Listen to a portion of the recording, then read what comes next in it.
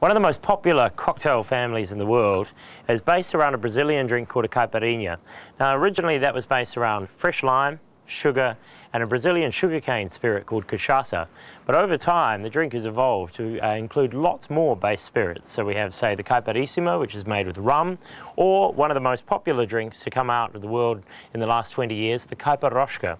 Now this originally dates back from Brazil, where the cognoscenti, if you like, of Sao Paulo and Rio decided they didn't want to be drinking cachaça anymore. It's seen very much in Brazil as the spirit of the poor. It's gone through a renaissance in recent times, but certainly in the 80s and 90s they decided that vodka was considered to be more elegant. And so they twisted their national drink, which is based around lime, ice, sugar and rum, and turned it into the Caipiroska, which is based around vodka. Now for this, like most of the great drinks of South America and the Caribbean, we're going to need some fresh lime. So we've given this a little roll with our hands just to get the juices moving. And now we're going to cut this into chunks. But before we do that, we just want to shave off any of these bits of white flesh because they add a slightly bitter component. And we don't really want that in the drink. Then we're going to just throw these chunks in there. So what we're ending up with here is 8 small chunks. Throw that into the glass. At which point, we need roughly, depending on your taste, whether you like it sweet or whether you like it tart, about 1.5 teaspoons of raw sugar. Now, 1.5 teaspoons is going to give you quite a dry drink. Most people tend to like their caipirinhas or caipiroscas slightly sweeter. I've got a very, very tart palate, so I'm going to make it slightly dry. It's always easier when you're making drinks to make it sweeter later. But if you decide that it's too sweet, it's very, very hard to go backwards. Now what we're doing here, just giving this a good grind with a muddler.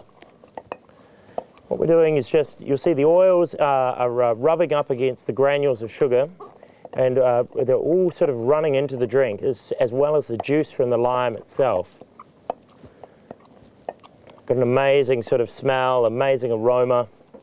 Fresh lime, incredibly summery. Now, what we need next is ice. Now, some people like to use, say, cubed or whole ice, cracked ice, but the traditional way to make this is with crushed ice. Now, a lot of people don't have crushed ice on hand, but it's very, very easy to make.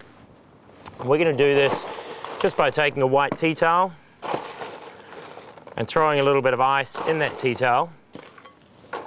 And very, very quickly, we're going to have our own supply of crushed ice. This is pretty easy to do. At which point we take our muddler, give it a good thumping. What we've got in here now is pretty much a lovely sort of combination of textures.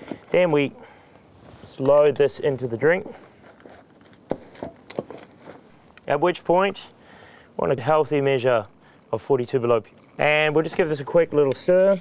Just get the ice. Just going to add a little bit more of that ice just to top it up so that it gives a really, really cold, pleasing character. Now, if I was making this for myself, I'd probably say that that's about the right level of sweetness, but perhaps I'm making this for a guest, at which point I might want to just give this a quick test